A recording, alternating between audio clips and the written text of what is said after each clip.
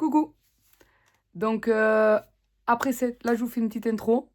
Après cette intro, la vidéo calendrier va reprendre. Donc, le pistolet à colle sera chaud et branché. Mais il y a une partie que j'ai oublié de vous filmer, c'est quand je colle les tours sur la base de mon calendrier de l'Avent. Donc, pour coller les tours, donc je vais vous expliquer. Donc là, admettons, c'est ma tour. J'ai pris ma tour, je l'ai placée à l'endroit que je voulais la placer. J'ai fait le contour avec un crayon. Ensuite, là, j'ai mis de la colle chaude à l'intérieur de la tour. Mais pas de trop pour pas que dès que j'aplatisse, ça dégouline à l'extérieur. Et au niveau de mon cercle que j'ai au préalable fait sur ma délimitation, j'ai aussi mis de la colle chaude à l'intérieur du cercle. Voilà, et du coup, j'ai collé les deux parties comme ça, entre elles. Voilà, et après, les tours vont se consolider avec les murs. Donc voilà, je vous explique ça parce que j'avais oublié de filmer cette partie. Et je m'en suis rendu compte là en faisant le montage des vidéos. Donc voilà, c'est surtout pour vous expliquer un petit peu comment j'ai procédé. Pour pas qu'il vous manque une étape. Enfin, même si vous la manquerez en vidéo, vous aurez compris, je l'espère. Je vous dis bon scrap et bon visionnage pour la suite. Bisous, bye bye. Du coup, j'ai dit que là, j'avais calculé 23, mais il faut que ça rentre. Donc du coup, on va faire 22 et demi. Je ne sais pas trop, je crois que c'est le carré de 23, 23, 23. Du coup, je vais essayer de garder les arêtes les plus propres sur le dessus. Celles qui n'ont pas trop été coupées. Et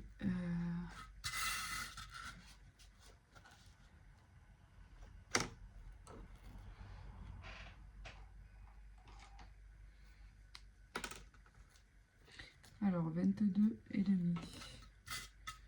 Je fais des petits repères.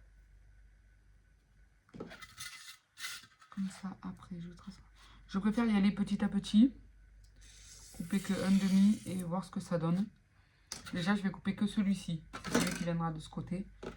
Et ensuite, on verra parce que peut-être que l'autre côté, ce sera pas la même mesure. Excusez-moi pour le bruit si vous n'aimez pas le bruit du polystyrène. Moi, c'est vrai que ça ne me dérange pas, mais il y a des fois, on dit que ça fait grincer des dents. Voilà.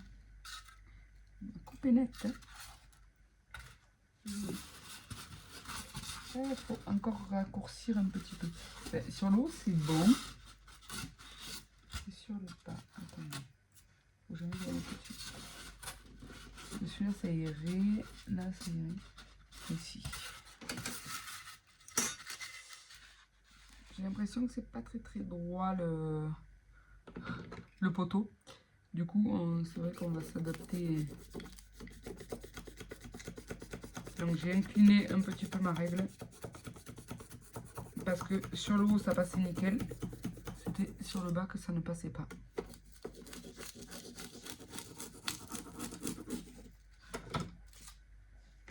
Donc on va voir ce que ça dit.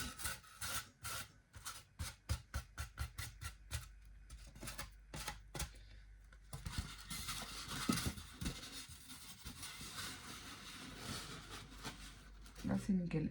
Une fois collé de chaque côté, ce sera parfait. Donc pour celui-là, c'est bon.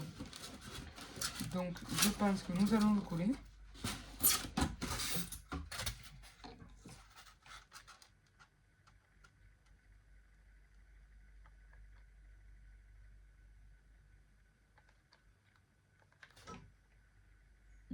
Grosse erreur que je viens de faire. J'ai mis la colle directe là. Et ça ne va pas le faire. Eh oui. Là, il faut que je mette ma colle vraiment au niveau de...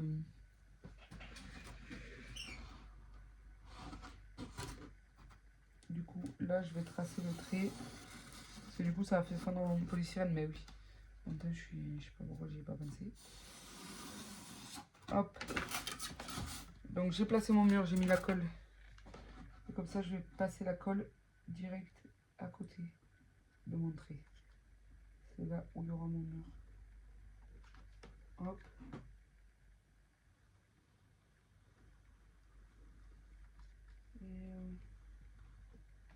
Et oui, j'ai placé sur le polystyrène directement, mais c'est vrai que la colle chaude, ça fait fondre le... Et surtout quand on vient directement avec le...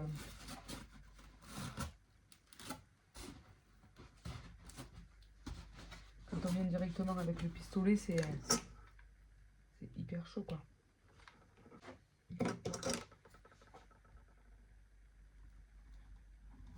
Hop. Je relisse toujours au niveau des angles, là où ça fait quelques petits boudins.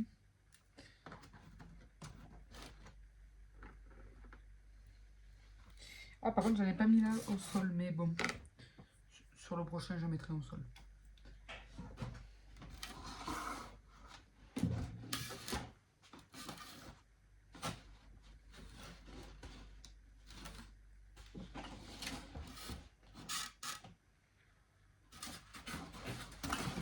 Allez, avant de coller, on va prendre la mesure de celui-ci. Mon plus beau côté, c'est celui-là. Là, je pense que c'est pareil, il faut encore enlever 0,5 de chaque côté. Et vu que là, il est un petit peu affaissé, mon carton, mon polystyrène, du coup, je vais enlever les 0,5 de ce côté.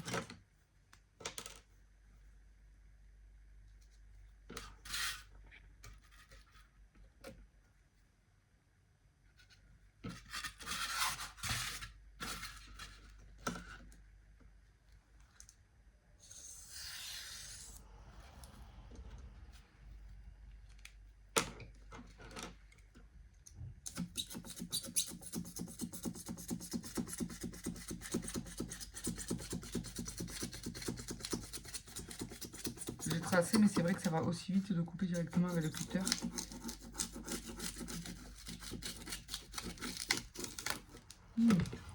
Ce côté ne sera pas aussi net que l'autre. Hein. Mais bon. Maintenant, je vais mettre du polystyrène de partout. Je vais même pas attaquer la fausse neige que j'ai déjà plein de petits trucs blancs partout. Voilà, super.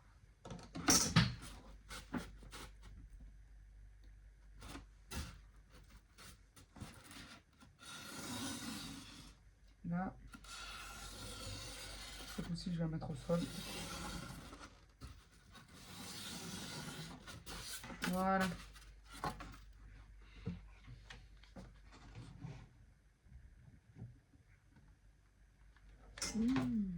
Attendez, je suis un peu courte de fil.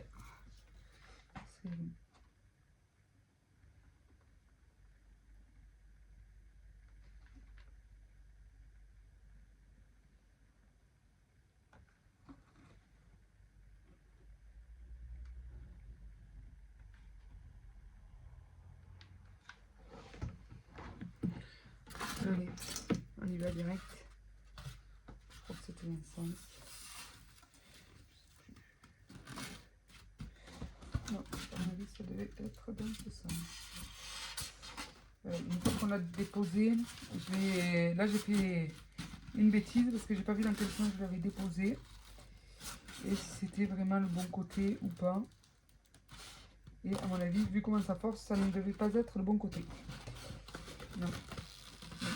Je vais le ramener. Je vais gratter la colle. Donc elle n'est pas sèche.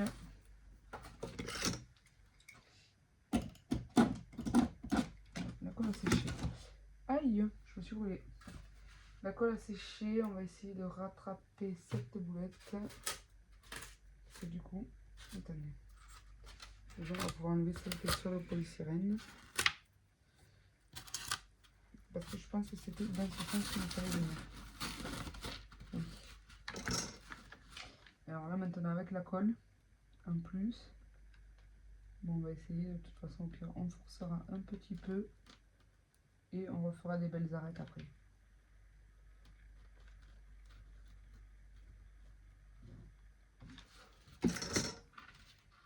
Le premier, c'est vrai que j'avais pas eu ce souci. Je n'étais pas distraite comme ça, je pense.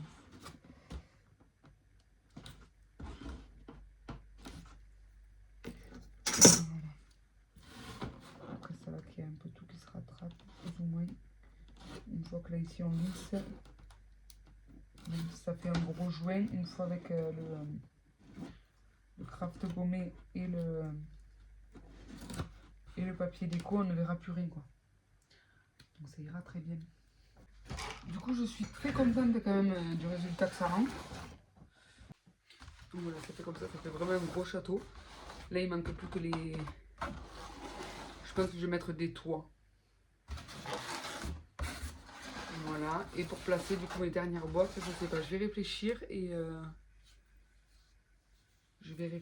et on verra comment je fais.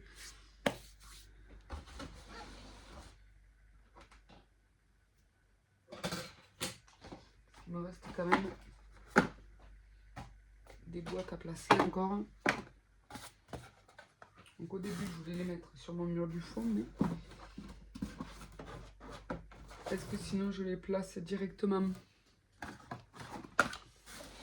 Je sais pas, si je les décore bien toutes et je les place directement comme ça, comme s'il y avait une montagne de cadeaux à l'intérieur du château.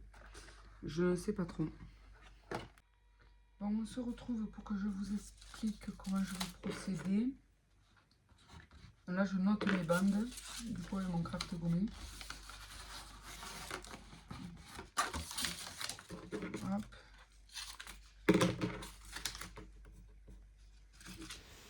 Alors, pour celles qui ne connaîtraient pas le craft gommé, du coup, c'est des rouleaux de craft, donc soit blanc, soit couleur craft, ou avec de la colle à l'arrière. Et en fait, on active la colle en la mouillant légèrement. Donc il faut l'humidifier, il ne faut pas l'imbiber. Mais c'est vachement bien comme produit.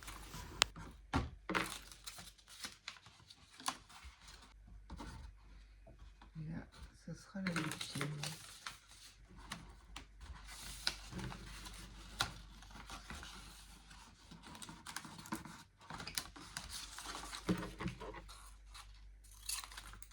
Voilà. Du coup, pour ça, je vais faire que celle-ci. Donc là, ah ouais, ça devait être celle-là, la 8e. Je pense que je ne l'ai pas numéroté. Ça, c'est pas numéroté.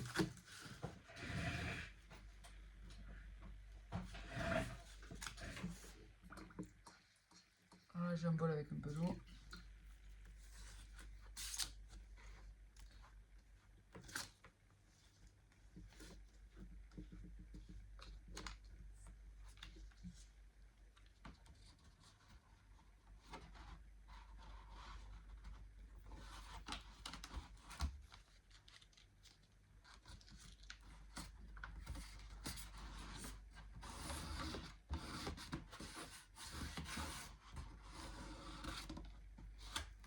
Voilà.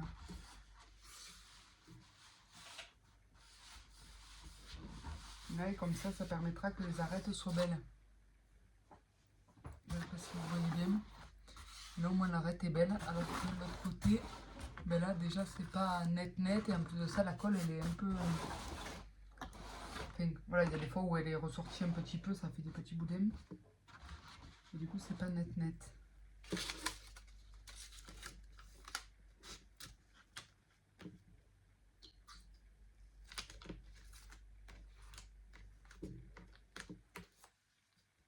J'aime bien travailler le craft gommé.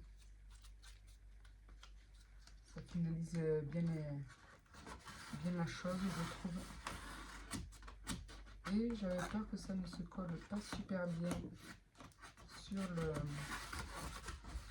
le polystyrène, et ça a l'air quand même de bien se coller. Donc après, à voir.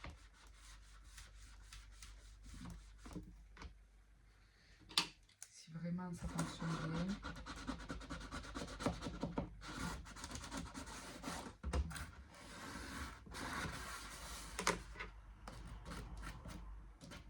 Après voilà, après du coup je ferai aussi les bas, la porte, les dessus. Voilà, je ferai aussi les dessus, la porte, tout ça. Là, pour éviter qu'il y ait du polystyrène qui se balade de partout quoi. Tout simplement. Celui-là est grand, je fais la porte.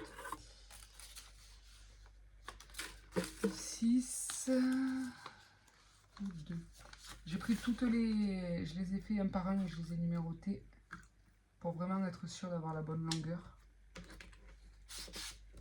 Et ne pas être obligé de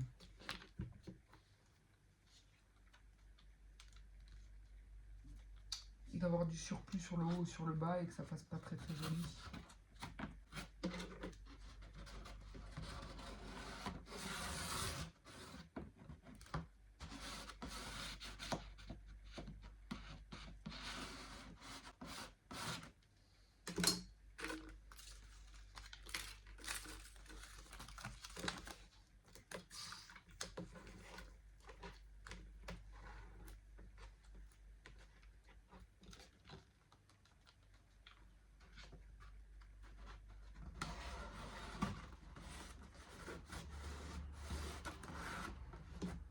Après c'est tout le temps pareil, enfin, que ce soit pour là, pour peu importe sur le côté où c'est, où ça va se trouver, en fait le craft gommé, la technique est la même.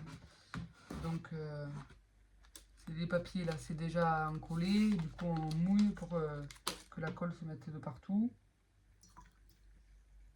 Et ensuite on peut repasser un petit coup d'éponge par dessus, mais vu que c'est du papier sur la droite, on va éviter de trop imbiber la bande. Du coup, je vais vous laisser, je finis ça, je fais aussi les bordures, tout ça, les bordures des murs, et je vous retrouve plus tard pour vous montrer. Bon, du coup, je vous montre, hop, entre chaque boîte, j'ai aussi mis du craft gommé, et du coup, j'ai mis du craft gommé partout, ici, sur le bas, pour que ça passe vraiment une seule et même pièce, quoi. J'ai même fait l'intérieur aussi, un craft gommé. Il y a juste le fond que j'ai pas fait parce que le fond évidemment il va être recouvert par du papier. Donc voilà. Je vais, pour la déco, je vais utiliser quelques papiers de mes petits ciseaux de cette collection. Donc c'est une vieille collection hein, qui me restait. La collection Altitude. Du coup, est-ce qu'il y a quelques papiers qui me plaisent comme celui-ci.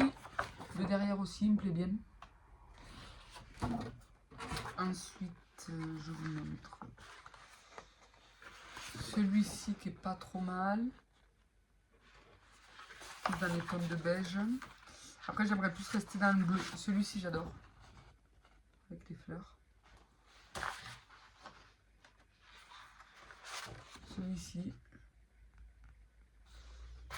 Voilà, du coup, je vais essayer de faire avec ça. Après, j'ai d'autres papiers, donc je vais choisir d'autres papiers dans les mêmes tons. Voilà, mais déjà, je pense qu'avec celui-ci, je vais essayer de faire toutes les boîtes. Donc, ce que je vais faire, c'est que je vais prendre les dimensions des boîtes et regardez, pour chaque boîte, du coup, j'ai fait comme ça. J'ai mis du craft gommé tout autour. Et comme ça, ça me fera, je pourrais faire un matage blanc et avec juste le papier à l'intérieur. Je vais faire ça et on se retrouve tout à l'heure.